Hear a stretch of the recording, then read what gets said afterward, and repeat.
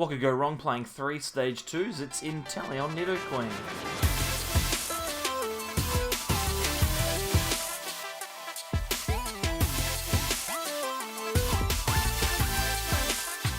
Welcome back everyone to more from the Sobble Eyes. I'm Mitch, and today we're going to take a look at a pretty crazy rogue deck, one that I've always had a bit of a soft spot for. It's Nidoqueen, this time with Inteleon in Rebel Clash. This was one of the tied winners of our poll over on Twitter at the SabbleEyes_YT. If you want to join into those every now and then, we have a bit of a poll to see what kind of decks you would like to see, and this one tied in first place. So we'll have the other deck coming up tomorrow. If you want to see that, then make sure you are subscribed. Only about 30% of people who watch our content are subscribed to the channel. It only takes a second to do, and it is free, so don't feel pressured. You can always unsubscribe if you like at any time.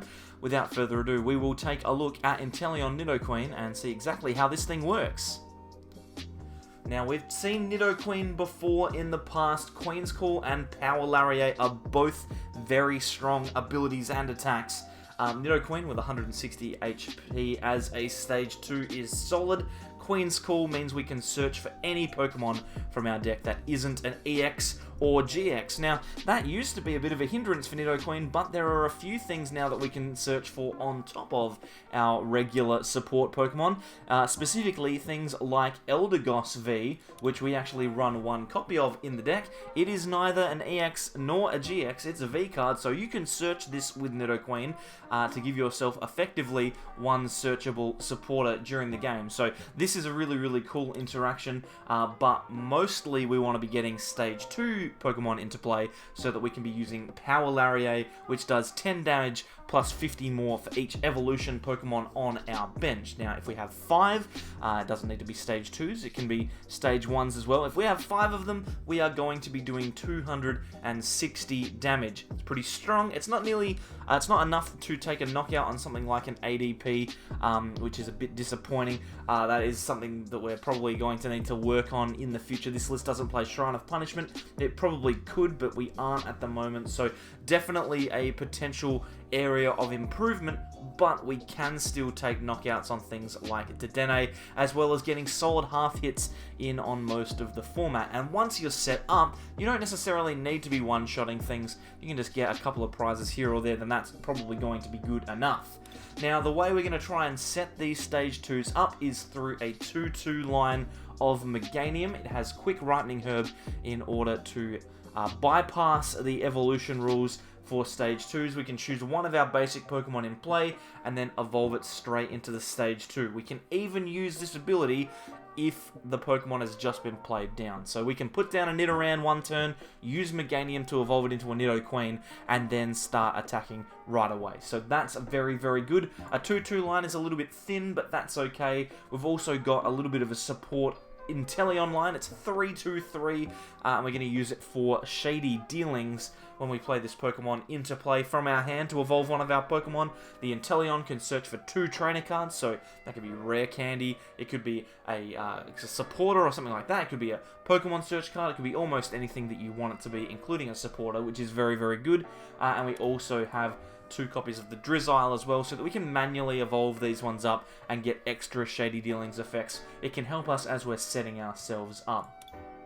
Now, for the Pokemon line, we have 21, that's pretty high, and I think you probably don't want to go much more than this, but you can include lots of different Stage 2 options. We've played with things like Swampert in the past. I know there's Obstagoons that could potentially be in this list. I've seen ideas where you're playing like an Obstagoon line with Scoop Up Net so that you can pick them up and keep getting your little tick damage off, which is very, very cool. We've opted not to go for that. We're just going to try and attack every turn.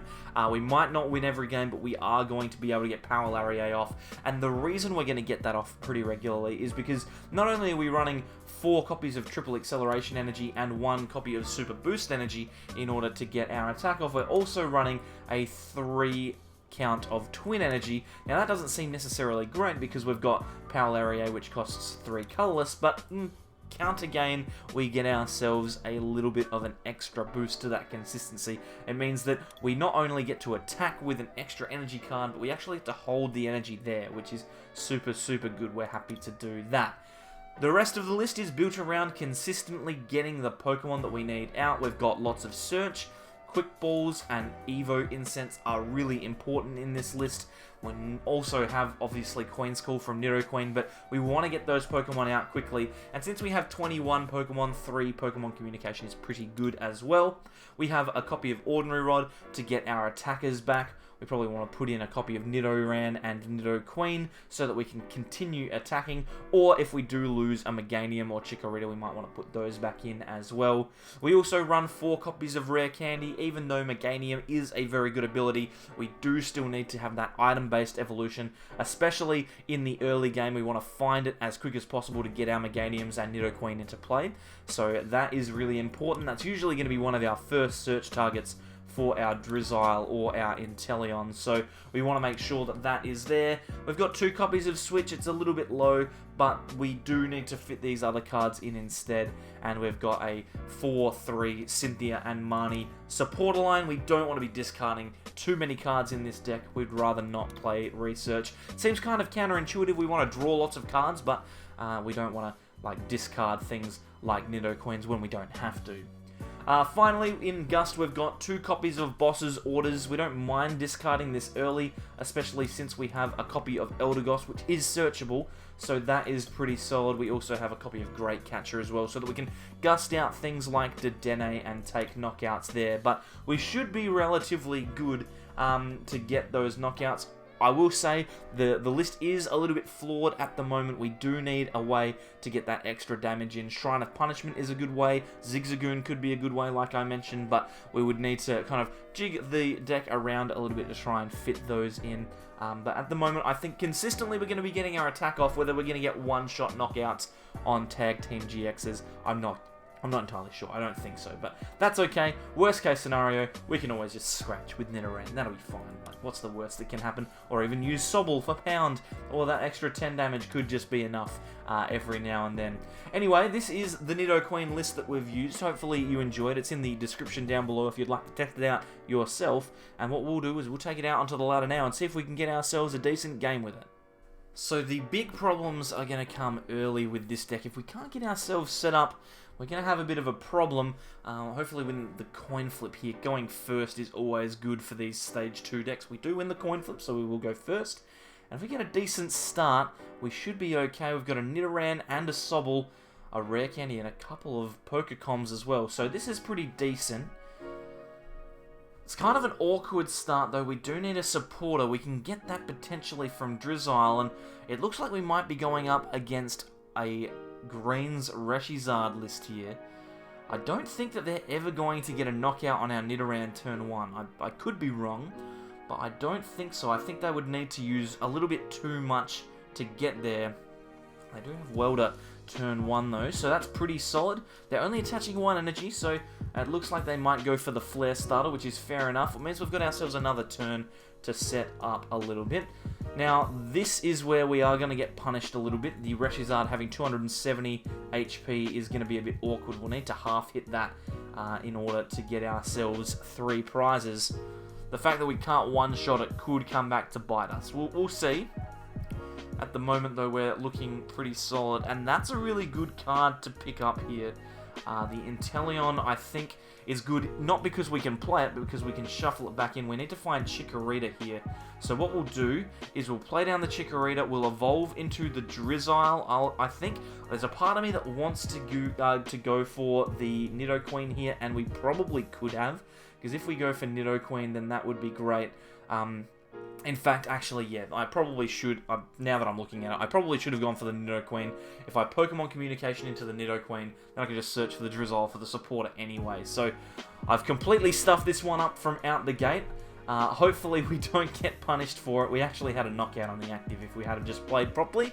But, here we go, we probably should have just done the right thing. We get a Marnie, we'll reduce their hand down a little bit and we'll see what we can manage. We've got another Sobble, which is good. We've got Evo Incense for next turn.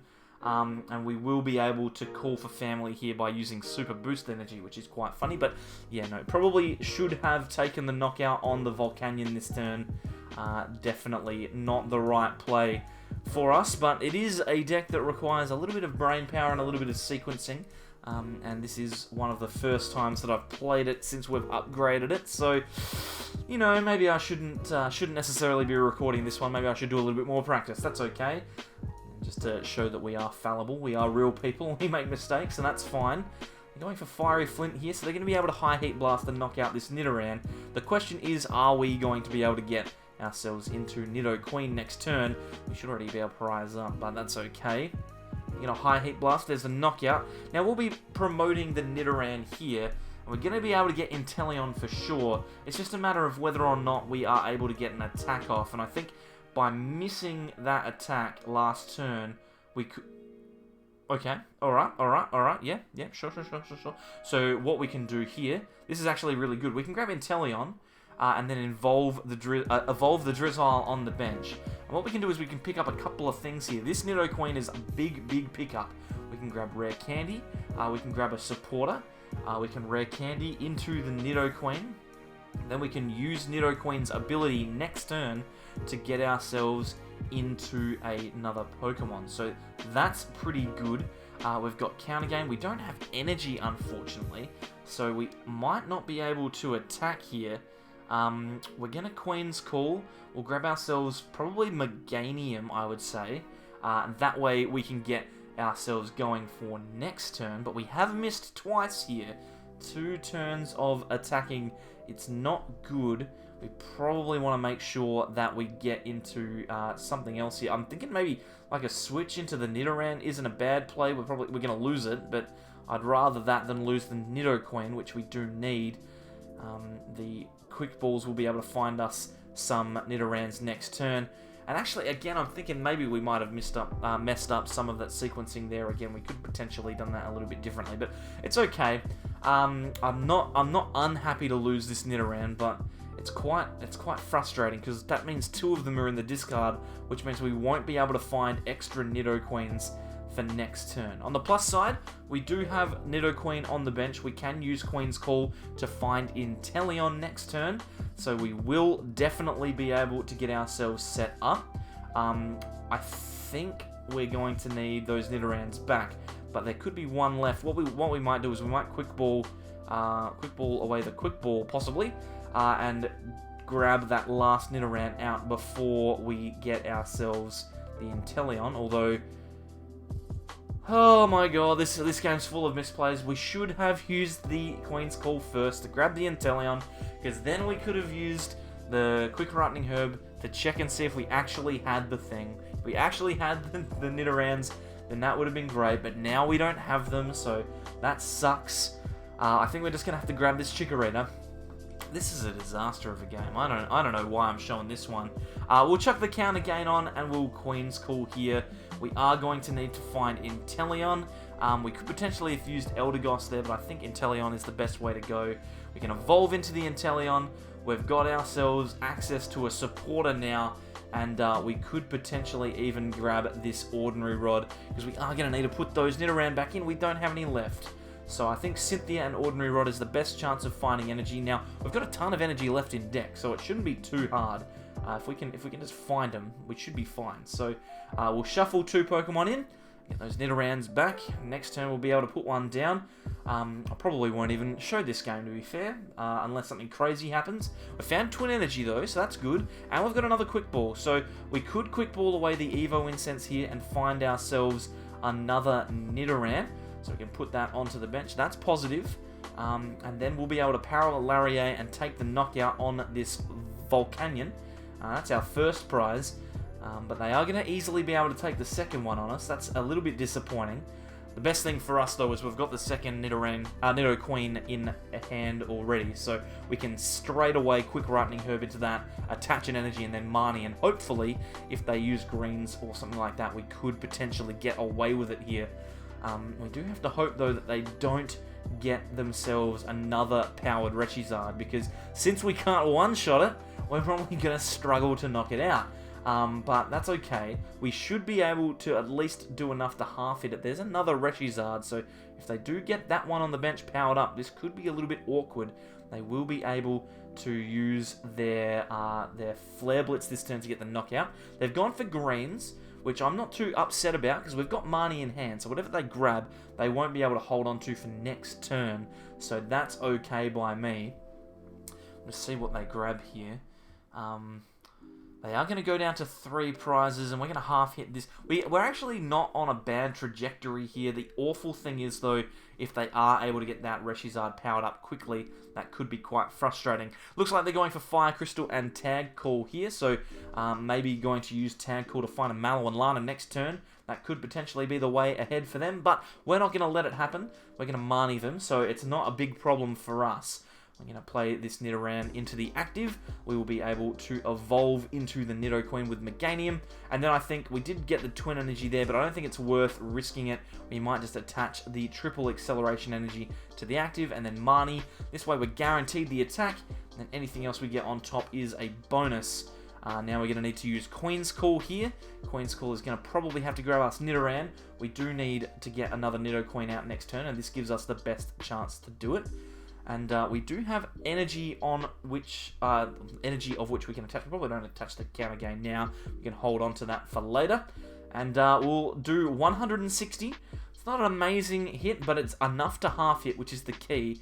And since they don't have access to the tag call anymore, they are not going to be able to Mallow and Lana. So hopefully they don't hit it off of the Pokegear here. That would be frustrating. They found Welder, so as long as they don't have 2 energy, that should be okay. But this is alright for me because they don't realistically have anything that they can do this turn. They might have to use their GX attack, which would be quite frustrating. They can't get the knockout with their Flare Strike unless they switch, or like double switch. They're actually playing greens here, so they could grab themselves a couple of cards, maybe a switch, and an energy with which to retreat off of the Volcanion. That could potentially be the way to go, because they won't be able to take the knockout with that Volcanion. That's not something that's going to be possible for them, so they will need to get the energy. There's the energy and the switch, so they are going to be able to use Fire Crystal to search the energy from the discard pile. They'll probably attach one to Volcanion, switch to the Volcanion, and then retreat and take the knockout. So that's a bit annoying. If they do that, though, they have no energy left in play, and we could potentially be Marnieing to try and get ourselves a consolidated knockout. They're actually going for High Heat Blast here. That's actually really interesting, because that gives us a lot of extra time. That's funny, we've got the Evo Incense, so we would have been able to attack with Nidoqueen next turn anyway. But now I think the best thing to do, we're going to Queen's Call, we're going to grab ourselves Meganium, because now we've got it for free. So we'll Meganium this Meganium. That seems pretty good. We've got the extra Stage 2 in play. Then we can use Evo Incense to grab the next Nidoqueen. So that one is going to come into play pretty easily. We can use the new Quick Ripening Herb to get the next Nidoqueen in play. Then we can use that Queen's Call. I think the best thing to do is going to be to use... I think Queen's Call is going to be the right way to go. We can get the Eldegoss here, which could potentially give us access to another supporter next turn if we need it, like Boss. We're going to play the Boss now, though, because our opponent's given us a chance to just knock this Reshizard out. So that's perfectly okay by me. We're going to go in front on prizes now, surprisingly enough. So we are going to need Triple Acceleration Energy, but we've got pretty much everything else we need. We've found Drizzile and finally another Nidoran. So this has gone perfectly. If our opponent is able to knock us out, it's really weird that they didn't promote the Volcanion there. You would have thought that they would have been able to take the knockout on us with that, but they're going to Welder with the Reshizard here, maybe looking for that extra energy so that they can just GX and knock us out. They put down the Victini, so now we've got access to a knockout. I don't know what's going on here. What are they doing? What's going on? They just didn't knock us out. Alright, okay, fine, sure, whatever. Yeah, fair enough. Concession there. We would have been able to half hit that Reshizard and just go on and win the game. So we kind of got let back into that one, but we did get the combo off, which is the most important thing. And as much as Twin Energy and Counter Gain, we've probably put in a little bit too high of a count, I still think that it is a really, really powerful combination. Could potentially be cut one of each and then go for another kind of Inteleon line, maybe you could put in that Obstagoon that we were talking about, or maybe even something like Swampert could potentially be worth looking at. You get that extra attacker with the big unit energy, whatever you call it, Prism Star energy, Super Boost. That's the one. Fantastic. We got there in the end. Anyway, this has been our Inteleon Nidoqueen profile. Hopefully you've enjoyed it. If you have, then please consider subscribing. There's a button just here that you can click. Over on this side are some videos that YouTube thinks you'll like, as well as a playlist down the bottom for more deck profiles from Rebel Clash. If you want to be involved in the voting, then follow us on Twitter at @thesableize_YT. We're the same on Facebook, so you can follow us there too. And without further ado, that is the end of the video. We appreciate you for coming, and we'll see you next time for more from the Sableize.